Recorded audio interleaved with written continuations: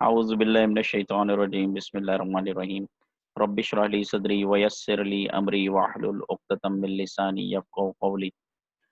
जी, students कैसे हैं आप लोग? खैरियत से हैं? आज की जो बेसिकली मैंने एक शॉर्ट क्लिप बनाना था, वो मैंने इसलिए बनाना था ताकि मैं अपने स्टूडेंट्स को जो है ये एक मैसेज है वो क्लियर समझा सकूँ।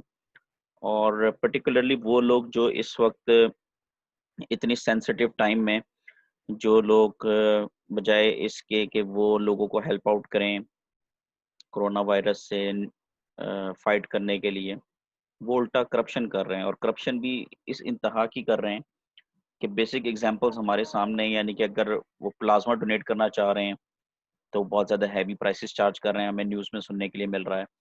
या वो एक इंजेक्शन है कि जिसको उन्होंने ऑलमोस्ट ब्लैक कर दिया है।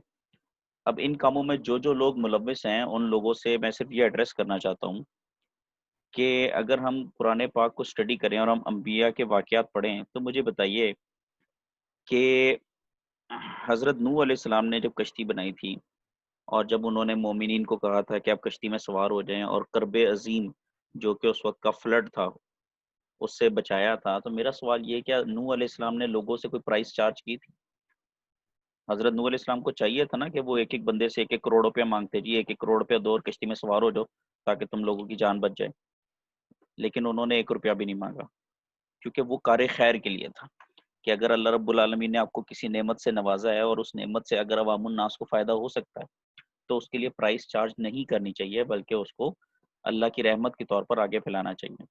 दूसरा मेरा क्वेश्चन ये है कि अगर हज़रत लूत अलैहिस्सलाम को जब पता चला कि रातों-रात फ़रिश्तों ने हुक्म दिया जी कि आप फ़ज्र से पहले-पहले निकल जाएँ, तो क्या उन्होंने लोगों को जो ईमान ले आए थे, उन्हें जब रातों-रात इकट्ठा किया और फ़ज्र से पहले जब वो शहर छोड़ के चले गए, तो क्या लूत अलैहिस्सलाम ने कोई प्राइस चार्ज की कि जी मेरे पास फरिश्ते आ गए हैं, तो मुझे एक-एक बंदा 1-1 लाख रुपया दे और मेरे साथ रातों-रात निकल जाए, मेरे पास ये इन्फॉर्मेशन है और कर्ब अज़ीम से निजात पा ले, अल्लाह के अज़ाब से निजात पा ले?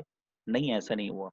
इसी तरह हज़रत यूसुफ़ अलैहिस्सलाम जो अल्लाह ताला की अता से ख्वाबों की इंटरप्रिटेशन किया करते थे, तो मेरा सवाल ये है कि क्या उन्होंने जो बादशाह के ख्वाब की इंटरप्रिटेशन की थी, उसके लिए कोई पैसे चार्ज किए थे?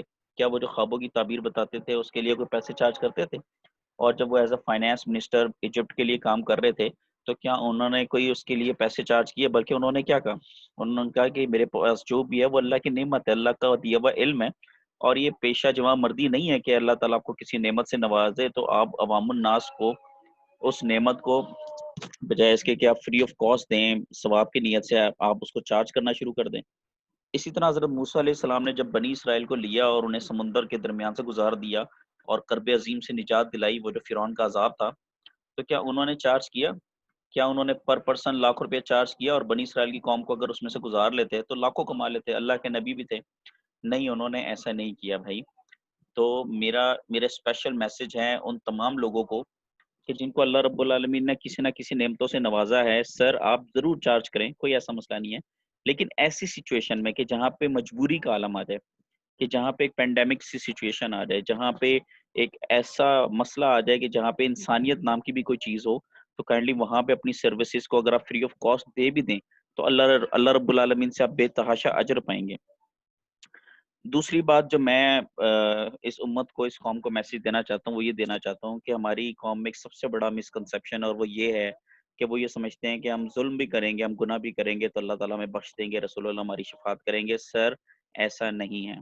सूरह बकरा में अल्लाह रब्बुल आलमीन ने हज़रत इब्राहीम अलैहिस्सलाम से क्लियर कट प्रॉमिस किया कि इब्राहीम हमने तुम्हें ब्लेस किया। तो हज़रत इब्राहीम ने आगे से पूछा या रब्बुल आलमीन क्या ये वादा मेरी औलाद के साथ भी है? तो अल्लाह ने फरमाया हाँ, मगर ज़ालिमीन के साथ नहीं है। जो ज़ुल्म करते हैं, जो मौका परस्ती हैं, परस्ती से फ़ायदा उठाते हैं, जो मौका परस्त हैं, मुनाफ़िक हैं, ज़ालिम हैं, गुनहगार हैं, ज़ुल्म करते हैं, उनसे अल्लाह की रहमत का वादा नहीं है। इसी तरह हज़रत सुलेमान अलैहिस्सलाम को जब अल्लाह रब्बुल आलमीन ने एक ऐसी बादशाहत दी, तो अल्लाह ताला ने जनाब सुलेमान को कहा कि सुलेमान तू जैसे चाहे हुकूमत कर। तो हज़रत सुलेमान ने भी कहा या रब्बुल आलमीन मैं मोहसिनीन पर मेहरबान और ज़ालिमीन पर सख्त हूँगा। इसी तरह हज़रत ज़ुल्करनैन अलैहिस्सलाम को भी अल्लाह ताला ने कहा कि ज़ुल्करनैन जैसे चाहे हुकूमत कर, जैसे चाहे अपनी बादशाहत को लेके चल। तो हज़रत ज़ुल्करनैन ने भी आगे से यही फरमाया था कि अल्लाह रब्बुल आलमीन मैं मोहसिनीन के लिए आसानियाँ पैदा करूँगा और ज़ालिमीन के लिए सख्तियाँ पैदा करूँगा।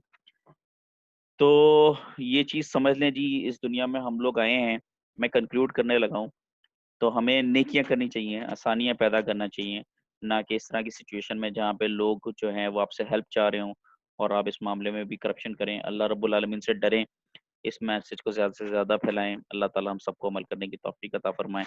جزاک اللہ خیر۔